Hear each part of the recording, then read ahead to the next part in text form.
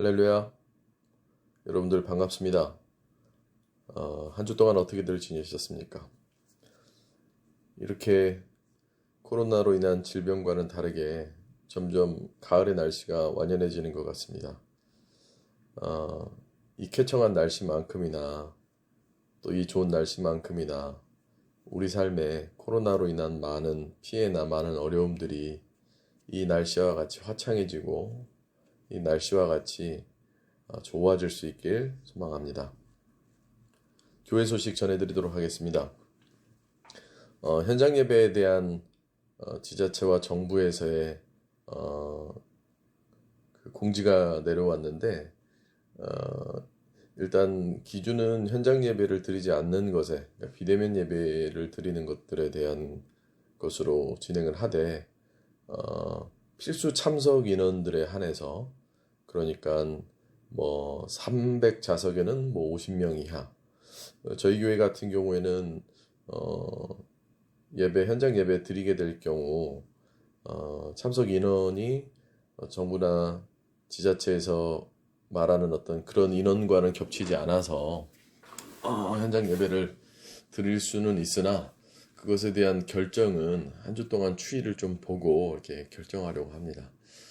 그래서 추석 전에 현장 예배를 드릴 수 있을까, 이런 것들을 한 주 동안 좀 고민해 본 뒤에 결정해서 여러분들에게 공지 드리도록 할 터이니까 여러분들 유념해 주시고, 또 여러분들에게 발송되어지는 문자들 잘 이렇게 확인하셔서 시시각각 달라지는 어떤 코로나의 상황에 예의주시도 중요하지만, 우리 예배에 관한 비대면이냐 혹은 대면 예배이냐, 이 대면 예배라는 말도 되게 낯설기는 한데, 아무튼 그 현장 예배가 한 주 동안의 추이를 좀 지켜본 뒤에 정부와 지자체에서 공지한 내용을 참고로 해서 지역에나 혹은 성도들에게 피해가 있지 않게 이렇게 계획하고 진행하도록 하겠습니다.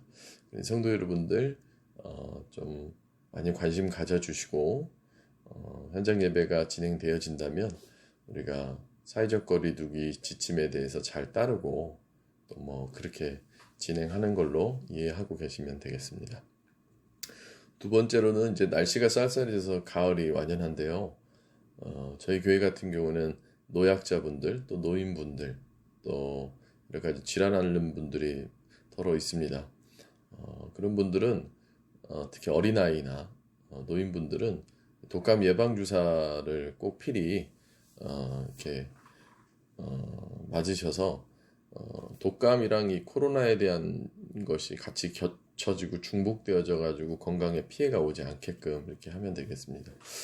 아마 제가 알고 있기로는 12세 이하까지는 무료로 독감 예방 접종을 하고, 또 65세 이상도 아마 무료로 독감 예방 접종을 한다는 걸로 알고 있어요. 그래서 여러분들의 상황에 잘 맞추셔서 코로나와 이 독감이 연거푸 이렇게 또 와서 신체적인 거나 우리 건강에 피해를 줄 수도 있으니까 유념하셔서 그런 부분들 잘 숙지하시면 감사하겠습니다.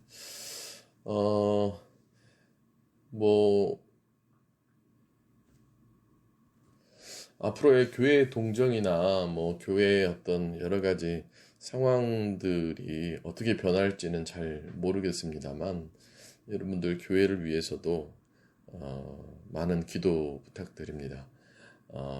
교회 여러 부분들이 조금 힘들기도 하고 어렵기도 한데, 하나님께서 좋은 방향으로 우리 교회에 대한 어떤 미래와 이런 상황 속에서도 온전한 교회가 되어질 수 있게 성도 여러분들이 많이 기도해 주시면 감사하겠습니다. 그러면 오늘 말씀 같이 보도록 하겠습니다. 오늘 말씀은 이사야서 55장 6절부터 13절까지의 말씀입니다. 이사야서 55장 6절부터 13절까지의 말씀 제가 대신해서 읽도록 하겠습니다. 너희는 여호와를 만날 만한 때에 찾으라. 가까이 계실 때에 그를 부르라. 악인은 그의 길을, 불의한 자는 그의 생각을 버리고 여호와께로 돌아오라. 그리하면 그가 긍휼히 여기시리라. 우리 하나님께로 돌아오라. 그가 너그럽게 용서하시리라. 이는 내 생각이 너희의 생각과 다르며 내 길은 너희의 길과 다름이니라. 여호와의 말씀이니라. 이는 하늘이 땅보다 높음같이 내 길은 너희의 길보다 높으며 내 생각은 너희의 생각보다 높음이니라. 이는 비와 눈이 하늘로부터 내려서 그리로 되돌아가지 아니하고 땅을 적셔서 소출이 나게 하며 싹이 나게 하여 파종하는 자에게는 종자를 주며 먹는 자에게는 양식을 준과 같이 내 입에서 나가는 말도 이와 같이 헛되이 내게로 되돌아오지 아니하고 나의 기뻐하는 뜻을 이루며 내가 보낸 일에 형통함이니라. 너희는 기쁨으로 나아가며 평안히 인도함을 받을 것이요 산들과 언덕들이 너희 앞에서 노래를 바라고 들의 모든 나무가 손뼉을 칠 것이며 잣나무는 가시나무를 대신하여 나며 화석류는 찔레를 대신하여 날 것이라. 이것이 여호와의 기념이 되며 영영한 표징이 되어 끊어지지 아니하리라. 요즘 들어 사회나 많은 매체들을 통해서 교회에 대한 그리 좋은 시선으로 바라봄이 다 사라져버린 것 같습니다.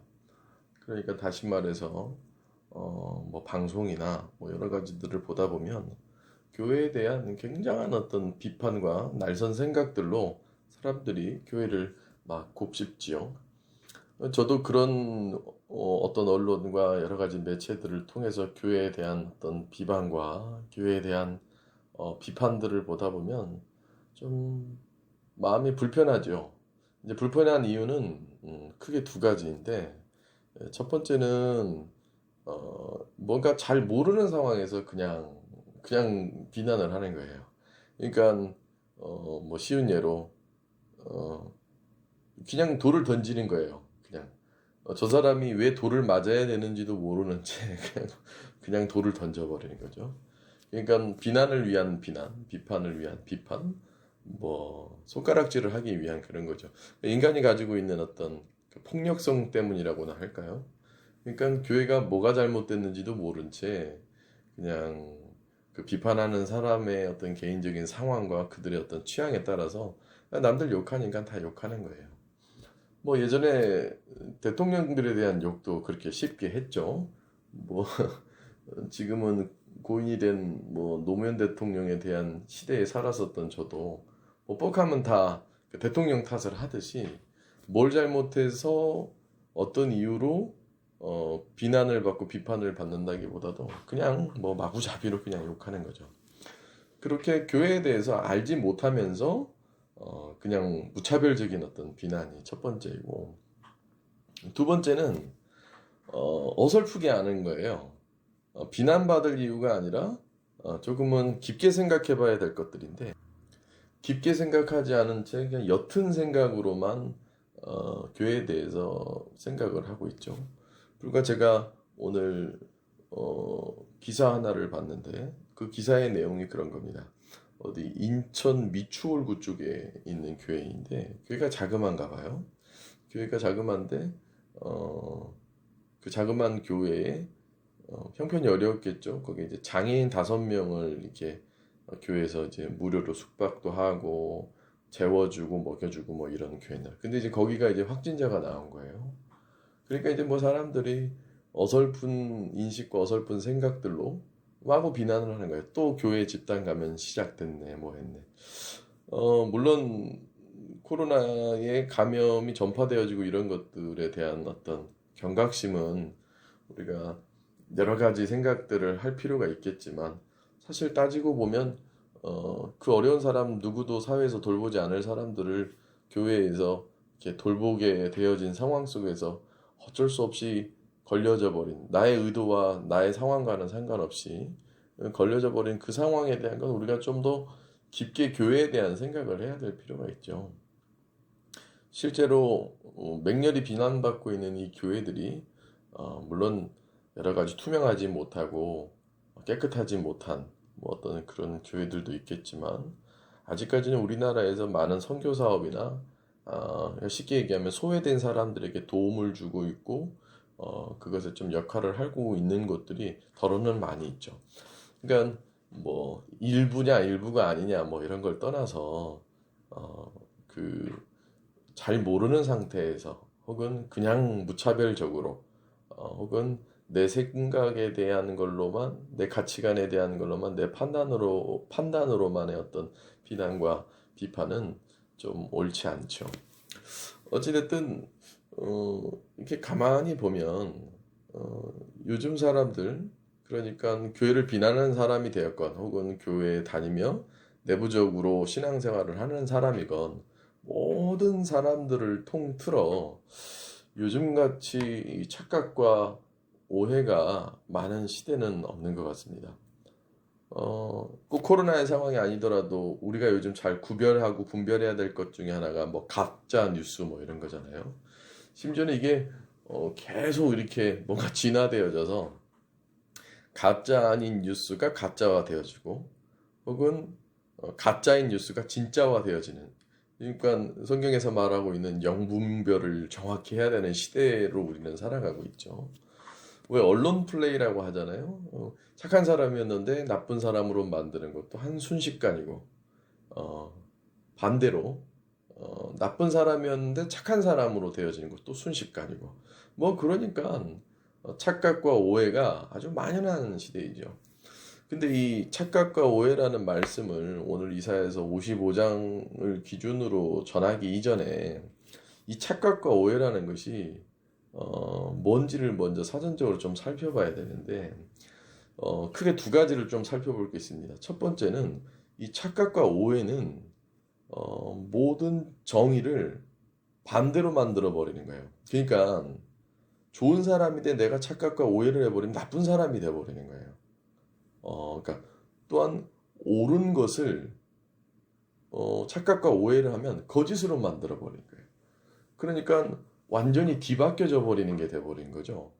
그러니까 내가 내 삶에서 신앙생활을 하건 신앙생활을 하지 않건 내 삶에서 착각과 오해를 해버리면 그 결과는 자연스럽게 잘못된 결과로 나아져 버릴 수밖에 없다라는 것이죠. 두 번째는 뭡니까? 어, 이 착각과 오해는 나는 안 한다고 생각을 한다는 거예요. 그러니까 사람이 자기 어떤 주관이 바로 서 있는 것도 중요하지만 되게 우스꽝스럽게도 나는 착각과 오해를 안 한다라고 생각하는 거죠. 그러니까 내가 맞다라는 거예요. 근데 이게 사실 가장 위험한 거죠. 나는 착각과 오해를 안 한다. 나는 내 신념이 맞다. 이렇게 생각을 해버리게 되면 아주 끔찍한 일들이 벌어지죠. 그리고 더 웃긴 것은 나는 착각과 오해가 안 한다라고 생각하지만 대부분 사람들이 착각과 오해 속에서 살아가죠. 어, 지금 이 말씀을 듣고 있는 여러분들도 무언가에 착각하고 있을 수도 있고 오해할 수도 있다는 거예요. 근데 나는 뭐 어떻게 믿죠? 내 스스로를? 나는 착각을 안 하고 나는 오해를 안 한다고 생각을 하는 거예요. 그러니까 거꾸로 내가 온전하게 바라보고 있고 온전하게 생각하고 있는 것들만큼이나 착각하고 오해하고 있는 경우가 허다할 수 있다는 거예요. 물론 사람마다 뭐 인지 능력이나 어떤 지식이나 경험에 따라서 이 착각과 오해의 정도는 다를 수 있지만 그 누구도 이 착각과 오해에서는 벗어날 수 없다는 거예요. 근데 사람들은 자기는 착각하지 않고 자기는 오해하지 않는다라는 거죠. 이게 오늘날의 이 어지러운 우리가 살아가고 있는 특히 지금 우리가 접하고 있는 이 생활 속에서 느끼는 착각에 대한 먼저 사전적으로 알아야 될 것이 되어진다는 겁니다. 저도 방금 이 사전적 의미 두 가지를 얘기했는데, 어, 제가, 저도 가끔 착각과 오해를 합니다. 이게 분명히 이게 맞아요. 이게 맞는데, 사실 알고 보면, 내가 그렇게 맞다라고 생각을 했을 뿐이고, 실제로, 결과는 틀린 경우도 있었고요. 내가 틀렸다고 생각하는 것도 사실 시간이 지나보고, 뭐 여러 가지 과정을 거치다 보니까 그것이 옳은 것이 되어질 때도 많죠. 또 어쩔 때는 그렇죠. 저 사람은 내가 봤을 때 악한 사람이야. 근데 시간이 지나 보니 선한 사람도 있고요. 또 저 사람은 첫 이미지가 아주 말끔해서 선한 사람이라고 생각했는데 뒤늦게 보면 악함이 되어지는 것이죠. 그러니까 내가 믿고 있는 신념으로부터 생겨져 버린 내 스스로 착각과 오해를 할 수 있다라는 가능성을 배제해 버리는 삶. 그런 것들은 우리 삶에 더 착각과 오해를 불러일으킬 수밖에 없다라는 것이죠.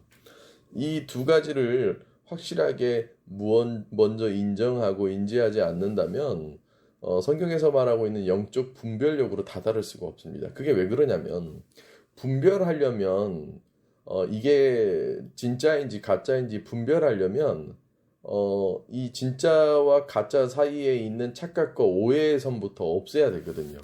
하지만 우리는 무조건적인 자기 신념, 자기 관념, 자기 믿음 혹은 하나님에 대한 믿음보다도 내 자신에 대한 믿음이 더욱더 뛰어나 버리게 되면 구분을 할 수 없게끔 되어져 버리는 거예요. 어떤 한 사람이 있었답니다. 그 사람이 시계를 하나 갖고 있었어요. 태엽 시계를 하나 갖고 있었는데 그 사람은 그 태엽 시계에 나타난 시간이 항상 정확한 시간이라고 생각하고 있었던 거예요. 그 사람한테는 그게 자기 시간의 기준이 됐겠죠. 그래서 어느 날 그 시계를 보면서 이제 그 시계에 맞춰서 시골에서 살던 사람인데 그 시계에 맞춰서 자기는 그 약속한 시간에 그 시계를 보고 갔는데 그 시계를 보고 갔을 그곳에 가보니까 그 약속 장소에 누구도 안 나타난 거예요. 알고 봤더니 1시간이나 그 시계는 늦었던 거예요. 그러니까 나는 분명 내 기준으로 내 온타임으로 그것이 맞다라고 여기면서 살아가지만 사실 진짜 기준은 다르게 있을 수가 있다는 것이죠. 이렇듯 우리는 많은 착각과 오해 속에서 살아갑니다. 더더욱이 요즘 같은 시대에는 이 착각과 오해의 늪이 굉장히 깊습니다. 왜냐하면 코로나의 상황이 사람들과의 어떤 신뢰감, 사람들과의 결속력을 많은 매체들과 많은 쏟아져 나오는 정보의 양이 방다하다 보면 그 착각과 오해를 쉽게 할 수밖에 없거든요. 여러분들 한번 생각해 보세요. 지금 공항에 있는데 그 공항에 도둑이 있어요. 근데 그 공항에는 몇만 명이 있는 거야. 그러다 보면 구분하기가 힘들잖아요. 쏟아져 나오는 수많은 정보들과 수많은 이야기들, 수많은 루머들, 수많은 세상에 속해서 들을 수 있는 이야기들, 수많은 그 뭐 신앙인들을 불문하고 모든 이야기들이 와요. 막 뭐 이건 하나님의 심판이다, 아니다, 뭐 교회를 나가야 된다, 교회를 나가지 말아야 된다, 뭐 코로나가 뭐 전염력이 있다, 뭐 후유증이 있다, 뭐 백신이 개발이 나온다. 그 수많은 오늘도 그냥 인터넷 창을 열어보면 쏟아져 나오는 시시각각 막 수많은 그 정보들 속에서 우리는 분별력을 가져야 되는데 그 분별력을 가지려면 먼저는 내가 착각과 오해를 하지 않게끔 돼야 되고 그 착각과 오해를 하지 않기 위해서는 내가 착각과 오해를 할 수 있다라는 것을 인정해야 된다는 거예요. 그리고 이 착각과 오해는 완전히 다른 결과를 도출할 수 있기 때문에 그것만 생각하더라도 내가 착각할 수 있다는 가능성과 혹은 내가 지금 생각하고 있는 것들이 착각과 오해는 아닐까 이런 것들을 생각을 해봐야 된다는 겁니다. 요즘은 어떤 착각과 오해가 만연합니까? 가까이 뭐 신앙인들 사이에서는 이 코로나로 인한 교회에 대한 많은 착각과 오해가 생기게끔 되어지죠. 또 이러다 망하는 거 아니냐? 아니다. 뭐 이러다가 살아날 거다. 뭐 이러다 뭐 할 거다. 이런 착각과 오해가 만연해진 어떤 그런 시대에 살아갈 수밖에 없다는 겁니다. 그래서 오늘 본문 말씀에 보면 8절 말씀입니다. 이는 내 생각이 너희의 생각과 다르며 내 길은 너희의 길과 다름이니라. 여호와의 말씀이니라. 이렇듯 우리의 생각과 하나님의 생각은 완전히 달라요. 그렇다면 어떻게 되겠습니까? 내가 하나님에 관해서 많은 착각과 오해를 할 수 있을 가능성이 크다는 거예요. 그게 이사야서의 상황을 보다 보면 지금 이사야 이 본문의 역사적 배경을 보면 이스라엘 백성이 굉장히 어려운 처지거든요. 우리와 같이. 코로나의 상황이 우리에게 얼마나 어려운 상황입니까? 근데 하나님이 이사야를 통해서 이렇게 얘기하는 나는 너희들의 생각과 다르다. 물론 어떤 생각이 어떻게 다른지는 우리가 더 깊게 살펴봐야 되긴 하겠지만 어찌됐든 이 말의 뜻은 저는 다르게 이해하지 않아요. 어떻게 이해하냐면 내가 하나님에 관해서 혹은 내 신앙에 관해서 혹은 이 코로나의 상황 속에서 많은 착각과 오해를 하고 있을 수 있겠구나. 이게 바로 오늘 이 설교 말씀에 대한 포인트가 되어지는 겁니다. 여러분들은 이런 상황 속에서, 물론 이런 상황이 아니더라도 인간은 착각과 오해를 하지만 더더욱 이런 상황 속에서는 더 큰 착각과 오해를 하지 않습니까? 뭐 이런 시기에 주식을 해야 돈을 번다. 뭐 이런 시기에 뭐 뭐를 해야 뭐 돈을 번다. 막 이런 만연한 어떤 자기 자신의 신념으로부터 생겨진 착각과 오해. 근데 하나님의 생각은 우리와 다르다라고 얘기를 해요. 어떻게 다른지에 대해서는 구체적으로 언급이 되어지지 않지만 우리의 생각과는 다르대요. 저는 이 말이 다른 의미가 아니라 착각과 오해를 하지 말으라는 거예요. 너 신념에 의해서 생겨져 버린 하나님에 관한 신앙, 또 너 신념에 의해서 살아가고 있는 하나님이 주신 삶 속에서 너의 삶의 방식대로 살아가는 것에 대한 착각과 오해. 이것을 아주 잘 나타내는 말씀에서의 예시가 있죠. 욥기서에 보면 하나님이 이 리누의 백성들을 멸망시킨다고 해요. 근데 리누의 백성들이 회개를 하니까 그 백성들을 멸망시키지 않는 거예요. 근데 그 가운데서 욥은 수많은 착각과 오해를 합니다. 뭐라고 얘기해요? 멸망시킨다고 해가지고 왔는데 그 우여곡절 끝에 물고기에 밥도 되어지고 풍랑 속에서 막 바닷 가운데 뛰어내려서 왔는데 이게 뭡니까? 막 이런 식의. 근데 그건 가만히 생각해보면 하나님이 틀리신 게 아니라 제가 잘못 얘기했네. 요나서입니다. 요나서. 요나가 오해를 한 겁니다. 요나가 착각을 한 거죠. 하나님에 대해서 자기 신념 속에 있는 하나님에 대한 걸로 이해해버렸기 때문에 그러니까 요나는 어떻습니까? 요나 스스로의 착각과 오해 때문에 하나님을 제대로 바라보지를 못하는 거죠. 요즘도 어떻습니까? 요즘 많은 신앙인들이 자기의 착각과 오해, 흔히들 심리학적 용어로는 자기 체면이라고 하는데 이 자기 체면에 걸려져 버린 나머지 그 자기 체면은 왜 생겨요? 착각과 이 오해 때문에 생기는 거잖아요. 이것 때문에 우리 삶에서 우리가 신앙생활을 하며 이 상황 속에서 어떻게 살아가야 되는지를 잘못 받아들이고 삶을 살아가고 있지 않습니까? 좌우지간 제가 명명하기로는 요즘 같은 시대, 꼭 요즘 같은 시대가 아니지만 본연 1차적으로는 인간은 늘 착각과 오해를 동반하며 살아가지만 그것이 요즘 같은 코로나의 상황이라면 더 착각과 오해를 하기가 깊다라는 거예요. 그러니까 이사야서 55장 말씀에 나오는 이스라엘의 백성의 상황이 우리랑 비슷한데 이스라엘 백성의 상황이 어떻다는 거예요. 안 그래도 맨날 이 구약 시대의 모든 이스라엘 백성들이 하나님에 대해서 착각하고 오해를 하는데 지금 자기 코가 석자가 되어지고 자기가 궁지에 몰려져 버린 백성들의 상황 속에서 언제 어떻게 어떤 일이 벌어질지 모르는 상황 속에서 그들이 할 수밖에 없는 착각과 오해의 깊이는 더 커져 버리겠죠. 먼저는 이 착각과 오해의 깊이가 깊어지면 안 되는데 그 착각과 오해에 대한 것을 우리가 무엇에 대해서 크게 착각하고 오해를 하는지 그런 것들을 되돌아보며 우리의 신앙을 좀 바로잡고 길라잡이야 하려고 합니다. 무엇에 대해서 우리가 가장 크게 착각과 오해를 하냐? 여러분들 잘 귀담아 들으시고 이것에 대해서 여러분들 스스로를 좀 돌아볼 수 있는 시간이 되면 좋겠습니다. 첫 번째, 많은 신앙인들은 혹은 사람들은 하나님의 복에 관해서 착각과 오해를 합니다. 많은 신앙인들이 하나님의 복에 관한 착각과 오해를 하는데 보통 그 오해에 대한 것은 현실적으로는 어떤 물질과 돈과 연관이 많이 되어집니다. 예를 들어 이런 겁니다. 예수를 믿으면서 잘 먹고 잘 살고 이 세상에 속해 있는 물질과 연관된 많은 것들을 누리게 되어 살면 복이라고 착각과 오해를 해요. 물론 이거에 대해서 갑론을박 말이 많을 수는 있는데 그 이전에 먼저 좀 깊게 생각해 볼 것들이 있어요. 그게 뭐냐면 진짜 하나님이 우리에게 주시는 복이 이 인륜적으로 그냥 돈으로서만 혹은 물질로서 누림에 대한 걸로만 복이라고 생각합니까?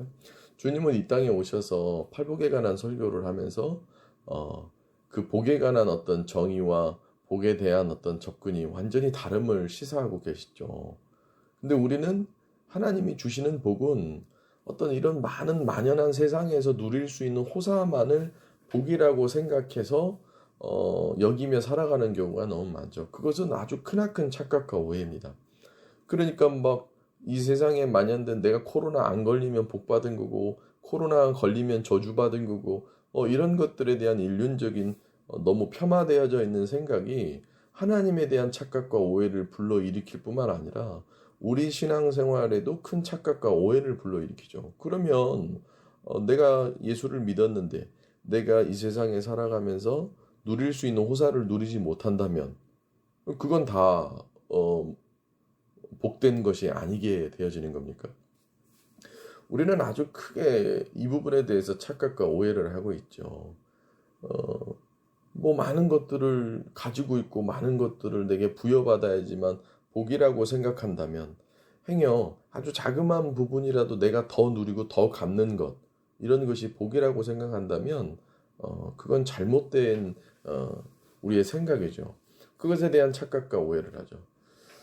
이 착각과 오해는 많은 시대적으로 한국 교회에서 불러일으키기도 했고 또 일부 아직도 많은 사람들이 이 하나님에 대한 복에 대한 것을 그렇게 편협적으로 물질을 부음 받는 것이 뭐 이 세상에서 누림에 대한 물질의 만연만이 꼭 하나님의 복이라고 생각하지만 결코 그것만이 하나님의 복이 되어질 수는 없다라는 거예요.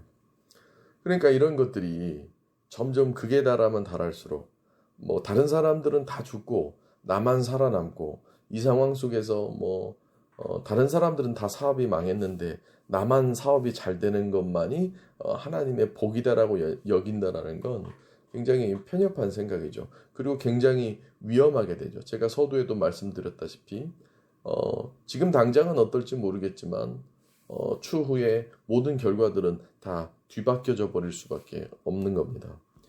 내 스스로의 착각과 오해 때문에 하나님이 진짜 우리에게 주시는 복에 대한 것을 느끼지 못한다면 그것은 아주 크나큰 우리 삶의 잘못된 결과물이 나올 수밖에 없다라는 것이죠. 한번 이렇게 생각해 봅시다.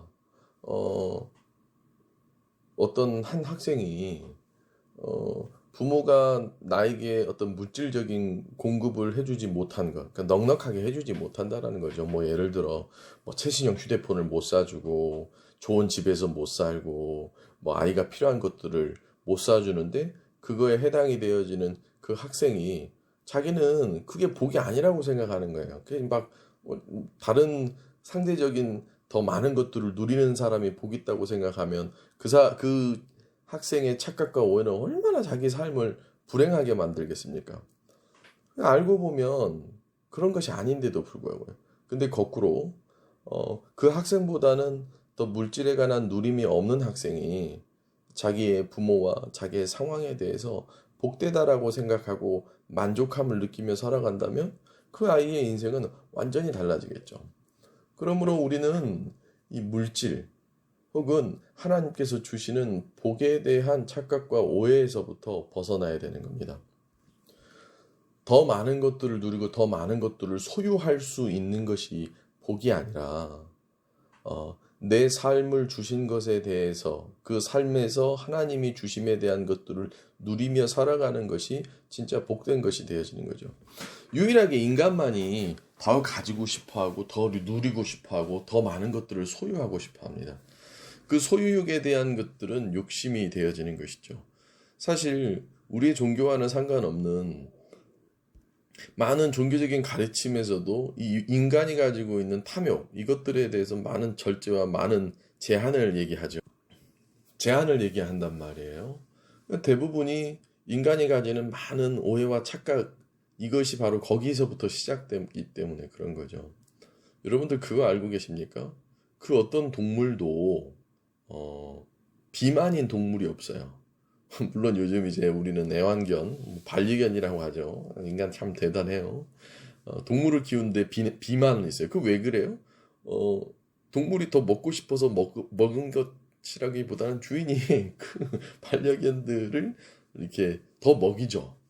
왜냐하면 그 인간이 가지고 있는 본연의 어떤 욕심, 탐욕, 뭐 식욕, 뭐 이런 것들이 자꾸 투영하는 거예요. 그 동물들에게. 그러니까 막 동물들이 비대해진단 말이에요. 실제로 야생에 살고 있는 동물들은 비대하지 않습니다. 왜 그런지 아십니까? 그들은 자연의 법칙 내에서 자기네들이 가질 만큼만 딱 가져야지만 그것이 평안한 상태라고 느끼기 때문에 그런 것이죠. 근데 인간은 그 탐욕이 만든 자신이 하는 착각과 오해가 더 많은 것들을 부여해주면 복이라고 생각하는 거예요. 예를 들어 우리 한번 생각해 봅시다. 아주 간단한 이치예요. 하나님이 먹을 것을 더 많이 주는 것이 복이라고 생각해 봅시다. 그러면 먹을 걸 많이 줘요. 근데 그 먹을 걸 많이 줘가지고 내가 비만해지고, 또 그걸로 인해 막 성인병이 생겨서 내 생명이, 위태로워요. 그게 복이겠습니까? 그럼 복이 아니죠.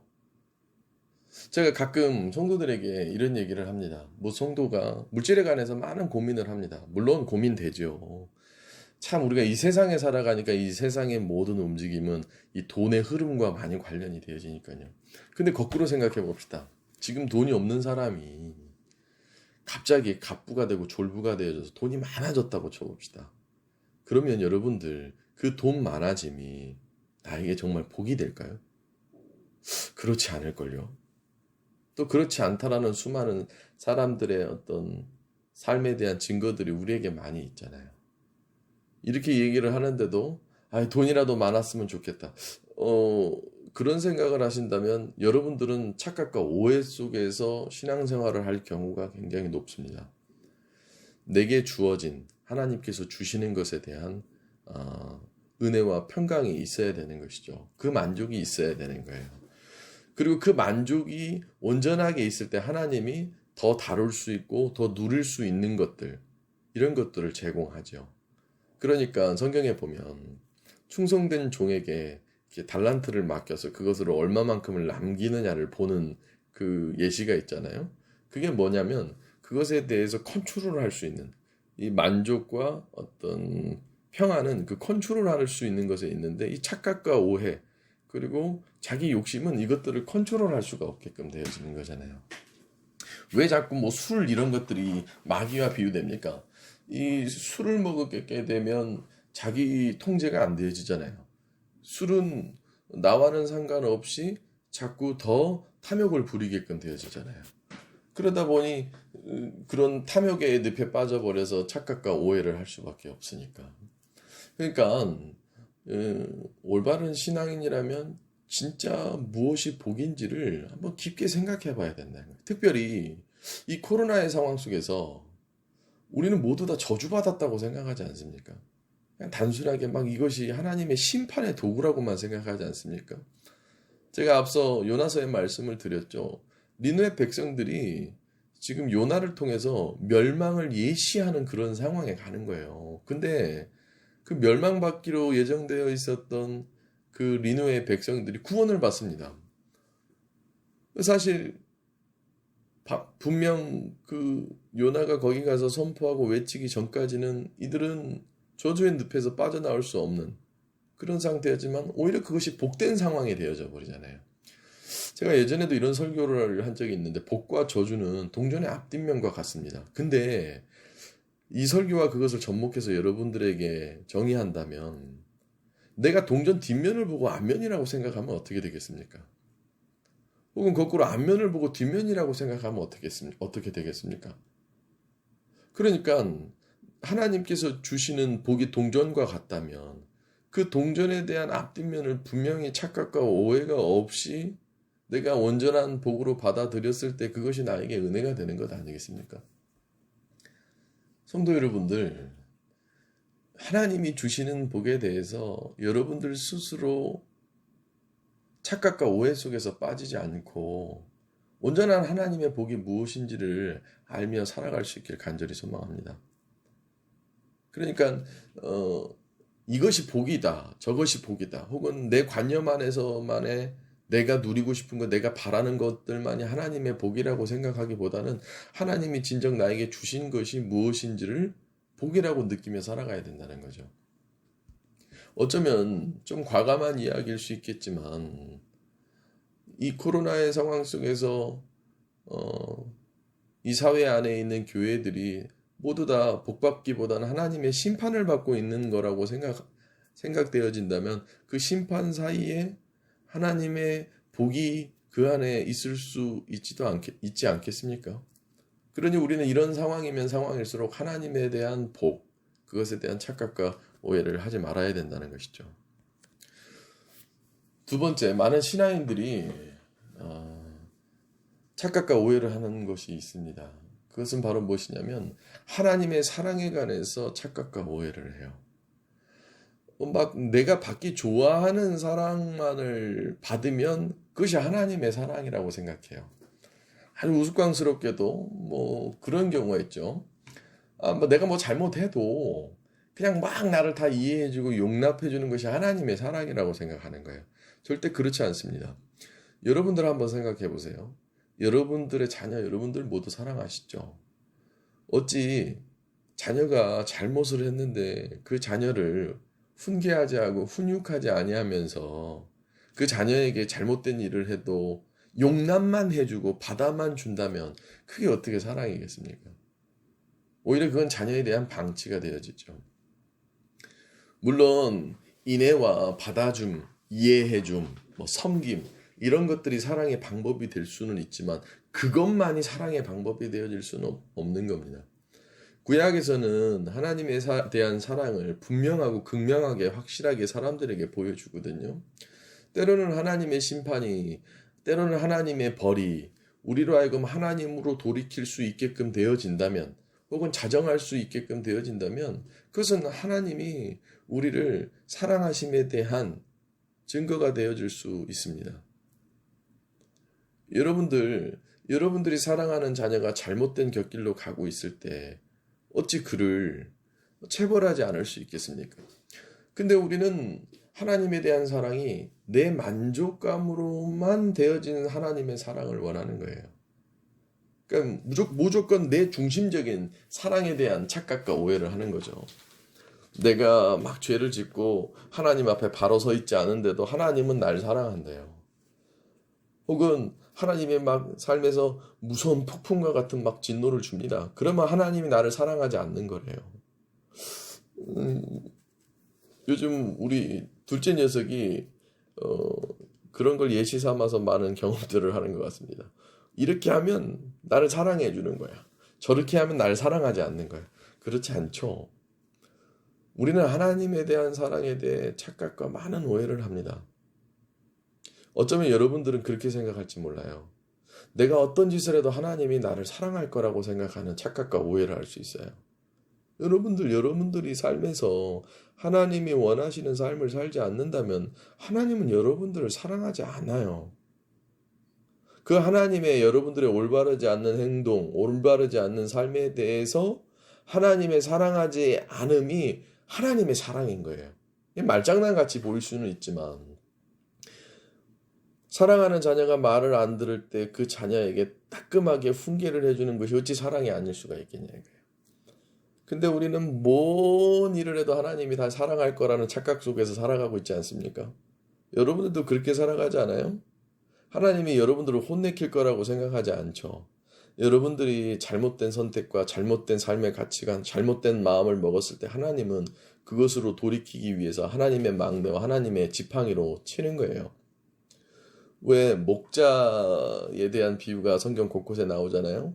제가 몇 차례 설교하면서 그런 말씀을 전한 적이 있는데 이스라엘에서 양을 칠 때 양이 겉으로 볼 때는 되게 깨끗해 보이고 막 흰색 털이 뽀송뽀송하게 나 있으니까 양이 순결해 보이잖아요. 양이 제일 말을 안 듣는 동물 중에 하나래요. 그러면 목자가 양을 끌고 가요. 그럼 이 양들이 한 양이 가는 길로만 다 쪼르나니 간대요. 그럼 얼마나 웃깁니까? 잘못된 길로 가면 이 목자가요, 이 지팡이를 가지고 있는데 그 지팡이가 우리가 생각하는 그런 지팡이가 아니에요. 굉장히 두꺼운 몽둥이 같은 그런 지팡이에요. 그걸로 양의 옆구리를 터질세라 칩니다. 굉장히 아파 보일 정도예요. 그러면 양의 야릇한 이상한 그 신음소리를 내면서 옆으로 다시 가요. 근데 그 목자에 대한 비유로서 사랑을 한다는 거예요. 근데 우리는 내가 양이라면 하나님이 그렇게 망대로 치는 것이 목자의 양육 속에서의 사랑이라는 것을 잃어버린 채 그게 아프다라고만 생각하면 그 사랑이 아니라고 생각하는 거예요. 때로는 하나님의 진노가 우리에게 사랑일 수가 있는 거예요. 거꾸로도 한번 생각해 봅시다. 하나님이 여러분들에게 모든 이 세상 속에서의 일들이 뭐가 다 순조롭게 안 돼. 그러면 하나님이 여러분들을 안 사랑한다고 생각합니까? 그건 굉장히 이기적인 거죠. 이런 거랑 똑같은 거예요. 나는 내 생일날 아주 귀한 어떤 선물을 받고 싶어요. 근데 그 선물을 부모가 안 줬어. 그럼 부모가 자기를 안 사랑하는 겁니까? 예를 들어서 우리 둘째 아이가 핸드폰을 갖고 싶어 하는데 부모가 우리 둘째한테 핸드폰을 선물을 안 해줘요. 그럼 우리 아이가 엄마 아빠는 날 안 사랑해. 핸드폰을 안 사줬으니까. 그거는 하나님의 사랑이 아니죠. 우리는 그렇게 좋은 쪽으로든 나쁜 쪽으로든 하나님이 사랑을 한다고 생각하건 하나님이 사랑을 안 한다고 생각하건 우리의 착각과 오해 속에 자기 신념 속에 갇혀버린 채 너무 많은 부분들에 대해서 하나님에 대해서 착각과 오해를 하고 있는 거예요. 하나님의 생각은 우리의 생각과는 완전히 다를 수 있습니다. 만약 여러분들이 절망 가운데 있다면 하나님이 나를 쳐다도 보는 것 같지 않고 하나님이 정말 있느냐 없느냐라고 존재를 느끼며 하나님이 나를 안 사랑한다는 것 같다라고 느껴지는 그 타이밍. 한번 곰곰이 느껴보세요. 그게 오히려 정말 하나님이 여러분들을 사랑하고 있음을 내가 착각과 오해로서 가려버린 건 아닙니까? 한번 여러분들 상상해 보십시오. 젊은 남녀가 상대적으로 저 남자가 저 여자가 나를 좋아한다라고 착각하고 오해해 보세요. 그거 굉장히 위험하겠죠. 왜 그런 경우 있지 않습니까? 어떤 한 남성이 여자를 좋아하는데 그 여자는 제가 상황이 좀 비유를 잘못 들었네요. 어떤 남자가 자기를 좋아한다고 생각하는 거예요. 그 남자가 그냥 좋은 마음으로 그냥 그냥 누구한테나 하듯이 이렇게 음료수 한 잔을 줬어요. 근데 그 여자는 그거에 대해서 막 착각을 하는 거예요. 이 남자가 나한테 너무 집착한다고 생각한다든지, 이 남자가 나를 너무 좋아해서 이런 거를 준다든지, 그냥 하나 준 음료수 하나일 뿐인데, 그거 얼마나 웃기겠습니까? 진짜 웃긴 상황이 벌어지지 않겠습니까? 하나님의 보편적인 사랑으로 우리를 사랑해 준 건데, 막 그것에 대해서 너무 착각과 오해를 깊게 해서, 왜 그런 생각 많이 하지 않습니까? 제가 줄곧 신앙인들이랑 대화하다 보면 하나님이 그 사람만 사랑하는 것처럼 얘기해. 목사랑 대화를 하는데 목사님은 안 사랑해. 자기만 사랑해. 그러니까 너무 위험할 정도로 자기 착각과 오해에 빠진 거예요. 그러니까 이 간증 같은 걸 들어보면 그런 걸 느낄 수가 있어요. 하나님의 보편적인 사랑과 특수한 하나님의 사랑이 있는데 보편적인 사랑인데 자기는 그걸 너무 특수하게 생각하는 거야. 물론 정도에 따라서는 그것이 괜찮긴 하지만 그게 너무 과할 경우에는 굉장히 위험한 거죠. 그러니까 저랑 대화하다가 가만히 얘기를 들어보면 그 사람 얘기를 들어보면 하나님이 나는 안 사랑해. 근데 저 지금 얘기하고 있는 저 상대방은 엄청 사랑하는 거야. 그리고 그 사람의 이야기를 들어보면 세상의 모든 사람들은 하나님이 안 사랑해. 근데 그 사람만 사랑하는 거야. 여러분들, 굉장히 큰 착각과 오해이죠. 일부 목회자들도 그러죠. 하나님이 저 목회자만 사랑한다고 생각을 하게끔 만들죠. 그리고 목회자가 스스로 그래요. 하나님이 자기만 사랑한다고. 그렇지 않습니다. 그건 잘못된 거죠. 하나님은 누구나 사랑하시지만 또 특별하게도 사랑하시지만 그건 굉장히 위험한 착각과 오해이죠. 거꾸로 어떤 사람들은 또 이렇게 얘기합니다. 하나님을 잘 믿었어요. 근데 자기 일이 잘 안 풀려. 그러니까 하나님이 자꾸 없다고 느껴지는 거예요. 마치 제가 앞서 얘기했다시피 핸드폰 사달라고 했는데 핸드폰 안 사주니까 부모가 나를 안 사랑한다고 생각하는 거예요. 그런 어리숙한 착각과 오해를 하는 거죠. 사랑에 관해서 여러분들, 특히 하나님의 사랑에 관해서 지금 이 혼잡한 시대에 살아가고 있는 여러분들은 절대 착각과 오해를 해서는 안 됩니다. 이런 상황 속에 하나님 여러분들 안 사랑하는 것 같습니까? 사랑합니다. 그럼 이런 상황 속에서 하나님이 유독 여러분들 누구 특정한 그 사람만 사랑하겠습니까? 그렇지 않아요. 오늘 본문 말씀 8절을 다시 한번 되새김질하며 읽어보십시오. 이는 내 생각이 너희의 생각과 다르며 내 길은 너희의 길과 다름이니라. 여호와의 말씀이니라. 성도 여러분들, 하나님의 사랑에 관해서 독단적으로 혹은 자기 신념에 갇혀버린 채 착각과 오해를 하지 마시기 바랍니다. 여러분들을 하나님이 충분히 여러분들의 상황과 내가 착각과 오해를 벗어난 곳 가운데서 하나님이 사랑한다라는 것을 잃어버려서는 안 된다는 겁니다.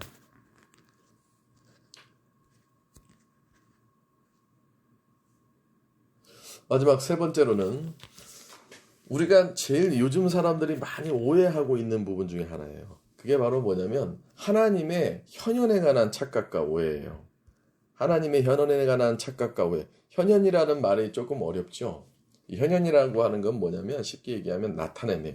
이 어려운 단어를 쓰다 보니까 조금 여러분들한테 쉽게 설명을 드릴게요. 하나님의 나타내심을 보고서만 현상을 쫓는 하나님에 대한 착각과 오해라는 거예요. 그러니까 막 불기둥과 구름기둥 이런 것들. 그러니까 이런 것들은 앞서 말했었던 뭐 하나님의 복과 하나님의 사랑에 대한 것이 이 현실로 나타나야지만 하나님이 존재하고 하나님이 역사하신다라고 생각하는 거예요. 그러니까 막 지금 당장 흔히들 막 그런 얘기를 해요. 얼마 전에 목사님들 모임에 갔었는데 어떤 한 목사님이 그런 얘기를 하시더라고요. 아유, 빨리 예수님 다시 오시면 좋겠다.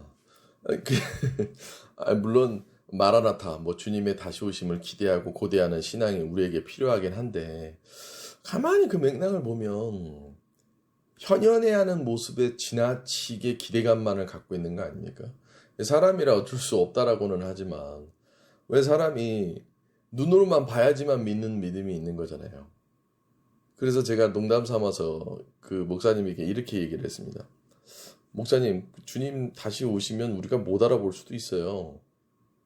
그렇게 얘기를 제가 잠시 했거든요. 우리는 너무 지나칠 정도로 현상에서 나타나는 하나님에 대한 현현만으로 하나님의 존재를 인정하려고 해요. 그게 굉장한 착각과 오해죠. 그러니까 물론 이게 좀 깊은 얘기입니다만 우리의 착각과 오해는 대부분 우리 현실 속에서 벌어지지만 이 영적 착각과 오해는 어쩌면 하나님에 대한 존재를 와해시켜버리고 더 복잡한 구조로 만들어버리는 경우가 있다는 거예요. 그러니까 우리의 신앙은 사실 이 현실을 뛰어넘는 굉장히 고귀하고 진중하고 의미 있는 것인데 우리는 이 신앙에 대한 것들을 너무 현실 속에서만 막 투영하고 반영하려고 하는 거죠.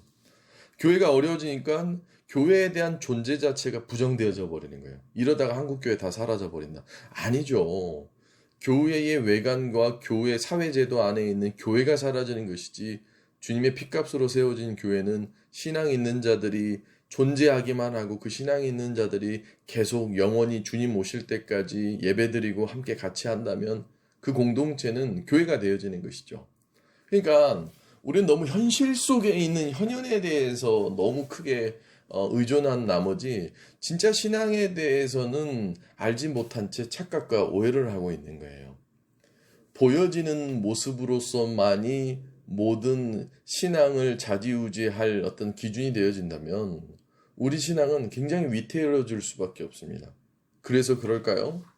요즘 여러분들의 신앙이 얼마나 위태롭습니까? 뭔가 부여잡고 있고 무언가 마지못해서 풍랑 속에서 돛담배에 자기 몸 하나를 의지하면서 막 바닷길을 걷고 있다는 거 아닙니까? 여러분들 한번 그 상상을 해보세요. 물론 모든 신앙인이 다 그렇게 되기를 저는 간절히 바라지만 그렇지 못함도 현실이긴 하지만 풍랑 가운데서 주님이 걸어오신단 말이에요. 근데 그 풍랑 가운데 배에 타고 있었던 제자들은 현실이 보이는 거예요. 근데 주님은 그 나타내진 현실 위에 그 현실을 초월한 진짜 어떤 진리와 진짜 하나님에 대한 신앙의 핵심을 관통하고 그 관통함이 실제로 현실 속에서 그 관통함으로 나타나죠. 그러니까 우리는 눈에 보여지는 것들에 대한 걸로만 너무 믿음을 가지려 한 나머지 큰 정말 우리가 가져야 될 신앙에 대해서는 착각과 오해를 하는 경우가 너무 있단 말이에요. 보지 않고서 믿는 믿음이 진짜 믿음이라고 얘기하는 성경에서의 구절들과 그 성경에서의 많은 의미들을 생각해 볼 때 우리는 하나님의 현현 물론 때로는 하나님이 불기둥과 구름기둥으로 나타내시고 우리의 삶에서 정말 초월적인 모습으로 현현해 하시기도 하지만 그것만이 우리 신앙의 전부인 것처럼 느낀다면 우리는 굉장한 큰 착각과 오해 속에서 나는 잘못된 인생의 길과 신앙의 길을 가고 있다라는 겁니다. 우리가 믿는 신앙은 보다 더 깊은 겁니다. 우리가 믿는 신앙은 영적 분별력을 통해서 내가 착각과 오해를 하지 않고 어떤 상황 속에서도 하나님을 바라볼 수 있는 신앙이 진짜 신앙이 되어진다는 것이죠. 어쩌면 이 어려운 시대에 착각과 오해 때문에 내 신앙의 착각과 오해 때문에 모든 것이 혼란스럽다면 그 착각과 오해를 이제는 좀 벗어나 진리의 하나님, 우리가 믿는 정말 깊은 이 모든 우주 만물을 창조하신 그 하나님에 대한 현현으로 들어가 보는 건 어떻겠습니까? 사랑하는 성도 여러분들, 이 복잡한 시대에 살아가며 주의 종으로서 여러분들에게 확실하고 분명하게 당부드리고자 하는 말씀은 여러분들 신앙의 착각과 오해에서 벗어나 이제는 진짜 하나님의 복이 뭔지, 진짜 하나님의 사랑이 뭔지, 진짜 하나님의 현현이 무엇인지를 알며 여러분들의 삶 속에서 온전한 신앙생활을 할 수 있길 간절히 소망합니다. 기도하겠습니다. 하나님 아버지, 늘 우리의 생각과는 다른 생각으로 우리의 인생의 길을 인도하시는 줄로 믿습니다. 그러니 이 세상에 속해 살아가지만 비록 우리의 육신과 우리의 모든 삶은 이 세상에서 시작하지만 이 시작한 이 세상에서의 삶을 우리가 이 땅에서 주님을 믿음으로 말미암아 하나님 나라에 들어갈 그 영원한 초소로 아버지의 온전한 하나님의 복과 사랑과 현현을 느끼며 이 땅에서 살아가게 허락하여 주시옵소서.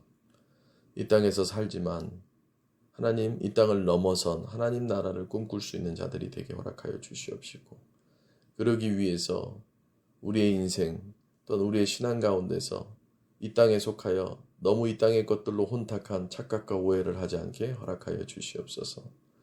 돈을 많이 벌고 물질에 관해서 많이 누리는 것만이 하나님의 복이 아니라 혹은 내 방법대로 하나님께서 사랑해 주셔야지만 하나님의 사랑이 나에게 느껴지는 것이 아니라 꼭 내 눈으로 내 손으로 만져져야지만 하나님의 현현이고 하나님의 존재라고 느끼는 것이 아니라 이 어려운 상황 속에서 많은 착각과 오해가 더 깊어질 수밖에 없는 상황 속에서 나는 진정한 하나님의 복이 무엇인지, 진정한 하나님의 사랑이 무엇인지, 진정한 하나님의 현현이 무엇인지를 온전히 깊게 느끼며 아버지 살아갈 수 있는 깨어있는 신앙인이 되게 허락하여 주시옵소서. 하나님, 그러므로 말미암아 이 말씀을 듣는 모든 성도들에게 이들의 삶에서 벌어지는 많은 신앙적 착각과 오해로부터 벗어나게 허락하여 주시옵시고 진짜 하나님의 복을, 진짜 하나님의 사랑을, 진짜 하나님의 현현을 느끼며 살아갈 수 있는 귀한 성도들이 되게 허락하여 주시옵소서. 살아계신 예수님의 이름으로 기도드립니다.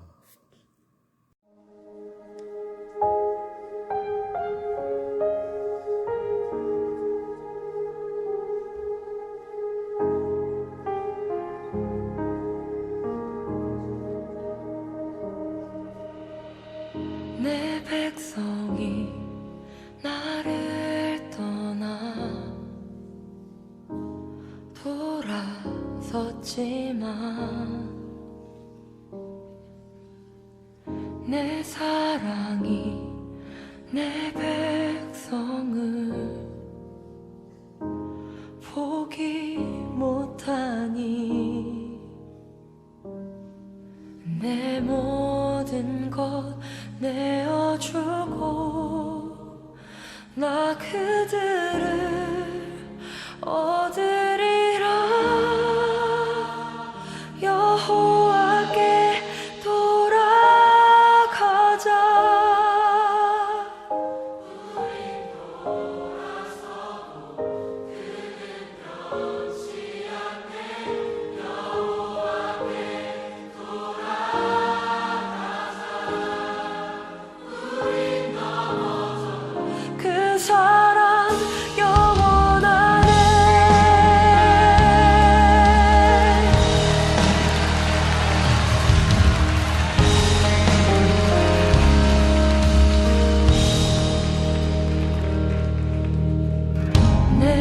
백성이 나를 떠나